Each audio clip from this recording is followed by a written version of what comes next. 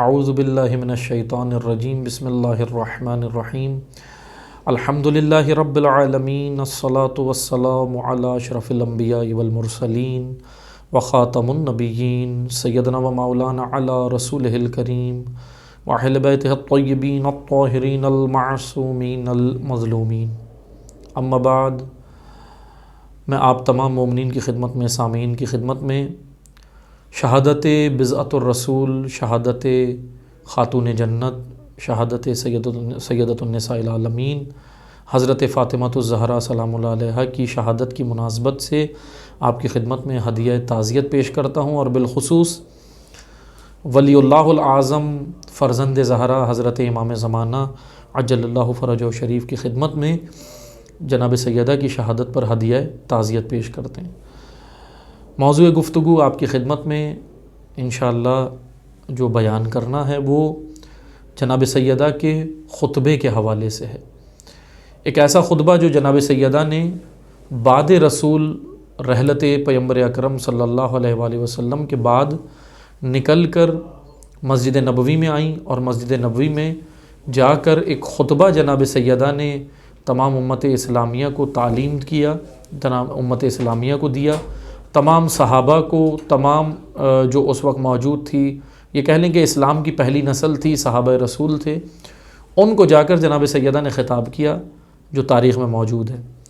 اور وہ خطاب جناب سیدہ کا ایک عالی شان خطاب، اور اس خطاب کے اندر بہت کچھ جناب سیدہ نے بیان کیا. اس خطبے کے اندر ہمیں اسی خطبے کے حوالے سے آپ کی خدمت میں چند چیزیں بیان کرنی ہیں کہ جیسے ہی جناب سیدہ، میں اس سے قبل کے خطبے کے اوپر آؤں، آپ کو تھوڑا سا بیک گراؤنڈ بتاؤں کہ ہوا کیا تھا اس وقت، یعنی معاملات کیا تھے کہ جناب سیدہ باہر نکلی اور انہوں نے نکل کر یہ خطبہ دیا. ہوا یہ کہ جیسے ہی پیغمبر اکرم صلی اللہ علیہ وآلہ وسلم اس دنیا سے ظاہری طور پہ رحلت فرما گئے، جب تشریف لے گئے اس دنیا سے، تو اس وقت کی جو حکومت وقت تھی اس نے بہت سارے جو امور انجام دیے. جو اس وقت جو حکومت تشکیل پائی تھی، کریٹ ہوئی تھی، جو حکومت نئی حکومت تھی، اس میں سے اس حکومت وقت نے ایک کام یہ کیا کہ جناب سیدہ کا ایک حق، جناب سیدہ کی ایک پراپرٹی، جناب سیدہ کی ایک جائیداد جو رسول اللہ نے اپنی بیٹی کو دی تھی بحکم الہی، وہ تھا فدق. فدق ایک پراپرٹی تھی، جائیداد تھی. فدق ایک جگہ کا نام ہے جو مدینہ کے قریب تھی. وہ حکومت وقت نے اپنی تحویل میں لے لی، اپنی حراست میں لے لی، اپنے انڈر لے لیا اس کو حکومت نے، اس وقت کی گورنمنٹ نے. تو بہرحال جناب سیدہ، مختصر یہ کہ جناب سیدہ نے جیسے ہی حکومت وقت نے یہ کام کیا کہ فدق کو اپنی تحویل میں لیا، تو جناب سیدہ باہر نکلی، اور باہر نکل کر انہوں نے اپنا ایک احتجاج کیا. وہ احتجاج اس صورت میں کیا کہ مدینہ مسجد نبوی میں گئیں، اور مسجد نبوی میں تمام مسلمان جو اس وقت موجود تھے ان سے خطاب کیا. ان مسلمانوں میں صحابہ بھی موجود تھے، تابعین جو صحابہ کے بعد جو آنے والے تھے، وہ بہرحال اس وقت تو ان کی عمر کم تھی لیکن چھوٹے تھے، لیکن بعض موجود تھے. صحابہ وہ لوگ تھے جو رسول اللہ سے دین اسلام سیکھ چکے تھے، لے چکے تھے، پیغمبر اکرم کی نشستوں میں بیٹھے، پیغمبر اکرم کے ساتھ رہے. وہ اس وقت مسجد نبوی میں موجود تھے، اور جناب زہرا نے یہ خطبہ ان کو جا کر دیا، ان کے درمیان میں دیا. اچھا، یہ بھی میں یہاں بیان کرتا چلوں کہ دیکھیں، فدق جناب سیدہ کا ہدف، مقصد فدق نہیں تھا. فدق کو جناب سیدہ نے ایک جواز بنایا، جواز کے طور پہ. یعنی جناب سیدہ نے فدق کا سہارا لے کر، فدق کے موضوع کا سہارا لے کر ایک عالیشان خطبہ مسجد نبوی میں دیا، ایک عالیشان خطبہ. اس خطبے میں کیا ہے یہ ہم آگے چل کے آپ کی خدمت میں ڈیٹیل سے بیان کریں گے، تفصیل کے ساتھ. اس خطبے کو جناب سیدہ نے دیا. اصل میں اگر آسان زبان میں سمجھانے کے لیے کہوں کہ دیکھیں، جناب سیدہ فدق لینے واپس نہیں گئی، جناب سیدہ دین اللہ کا بچانے نکلی تھی. دین خطرے میں تھا. اس وقت جو سازشیں ہو رہی تھیں، آپ کیا سمجھتے ہیں، کیا سازشیں نہیں تھیں؟ مشرکین اور ملحدین جو تھے تاک لگا کر بیٹھے ہوئے تھے کہ پیغمبر اکرم کی آنکھ بند ہو. مشرکین، ملحدین، یہود، نصارہ جتنے اسلام دشمن لوگ تھے تاک لگا کر بیٹھے ہوئے تھے کہ یہاں رسول اللہ اس دنیا سے جائیں اور ہم کھل کے اسلام کے اوپر اٹیک کریں۔ اچھا، یہ اٹیک تلوار کی صورت میں نہیں تھا، لشکر کی صورت میں نہیں تھا، یہ اٹیک دراصل ایک ثقافتی جنگ تھی۔ ثقافتی یعنی مسلمانوں کی تہذیب کے اوپر، مسلمانوں کے تمدن کے اوپر، مسلمانوں کی تعلیمات کے اوپر، مسلمانوں کے کرداروں کے اوپر، مسلمانوں کی عقائد کے اوپر یہ اٹیک تھا۔ اصل میں جو یہ حملہ تھا، اٹیک تھا، وہ عقائد کے اوپر تھا۔ بہرحال جناب سیدہ یہ خطرہ بھانپ گئی تھی، جانتی تھی، یہ جناب زہرا کی زیرکی اور ذہانت ہے، یہ جناب سیدہ کی ذکاوت ہے، یہ بصیرت ہے جناب سیدہ کی کہ وہ اس خطرے کو بھانپ گئی تھی کہ یہ خطرہ ہے۔ بہرحال یہاں پیغمبر اکرم اس دنیا سے گئے، ظاہری طور پہ حضور کی رحلت ہوئی، جناب سیدہ فوراً باہر نکلی۔ فدق کو جواز بنایا بی بی نے۔ اچھا، جواز بنانے سے مراد یہ نہیں ہے کہ فدق بی بی کا حق نہیں، فدق بی بی کا ہی حق ہے، کوئی ہماری گفتگو کا یہ تاثر نہ لے۔ فدق جناب سیدہ کا حق ہے، تا قیامت رہے گا، اس کے اوپر کوئی کمپرومائز نہیں ہے۔ لیکن میں یہاں یہ بیان کرتا چلوں کہ جناب سیدہ اتنی معاذ اللہ کوئی معمولی شخصیت تھوڑی ہے کہ اپنی ذاتی پراپرٹی کے لیے اتنا جو ہے وہ ناراض ہو جائیں، یا اپنی ذاتی پراپرٹی کے لیے باہر نکلیں، یا اپنی ذاتی پراپرٹی کے لیے اتنا شور شرابہ کریں۔ نہیں، اصل مسئلہ تھا دین اسلام کا، اصل مسئلہ تھا ولایت علی، اصل مسئلہ تھا ولایت، اصل مسئلہ تھا سسٹم، اصل مسئلہ تھا اسلام، جو اسلام کے اوپر اٹیک ہو چکا تھا۔ جناب سیدہ اس اسلام کے دفاع کے لیے نکلیں، باہر آئیں۔ آنے کے بعد جناب سیدہ نے ایک عالیشان خطبہ دیا، کیونکہ یہ خطبہ اور یہ کلام جناب زہرا کا بتا رہا ہے کہ کتنی خطرناک یلغار اسلام کے اوپر ہوئی تھی۔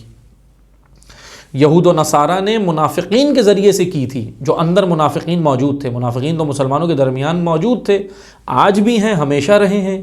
تو منافقین اصل میں دشمن کا اعلی کار ہوتے ہیں، منافقین کفار کا اعلی کار ہوتے ہیں، ایجنٹ ہوتے ہیں کفار کے، بس بیٹھے ہوئے اندر مسلمانوں کے درمیان میں ہوتے ہیں، اس وجہ سے محسوس نہیں ہوتا، لباس مسلمانیت کا اوڑھا ہوا ہوتا ہے۔ آج بھی جیسا کہ آپ دیکھ رہے ہیں منافقین موجود ہیں، اور اصل مسئلہ یہی ہے کہ منافقین کے ساتھ جنگ یہ بہت مشکل کام ہے۔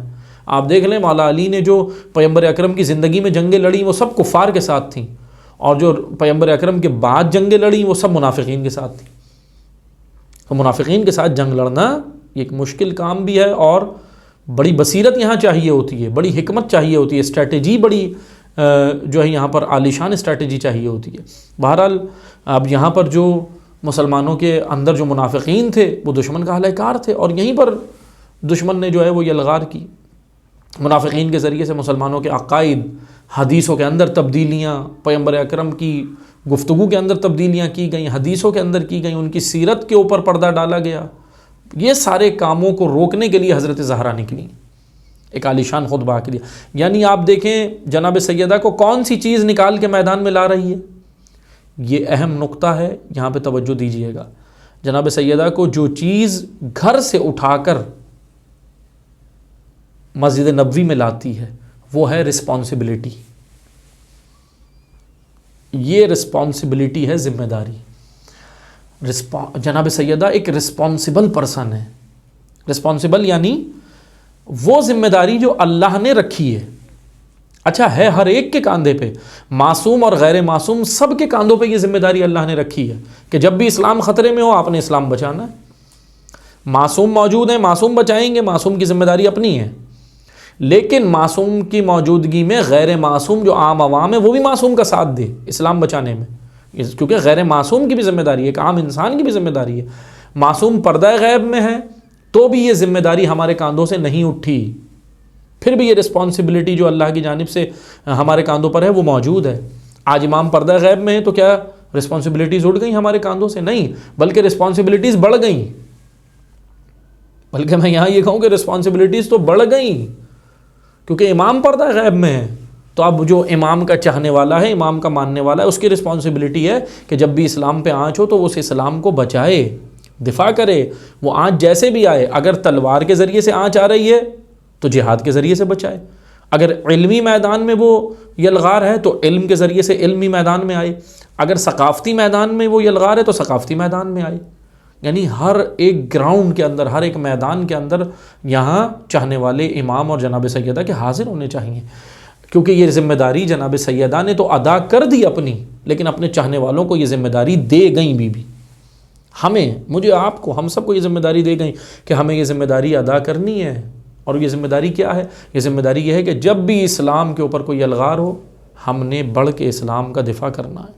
اور جناب سیدہ نے یہ کیا، جناب سیدہ نے یہ کیا. اسلام کے اوپر یہ الغار تھی. میں اگر مختصر کروں اور 2 جملوں میں اگر جناب سیدہ کے قیام کی وضاحت کروں، ایک ڈیفینیشن اگر میں بیان کروں، تو وہ یہ بنتی ہے کہ مشرکین اور ملحدین سے توحید.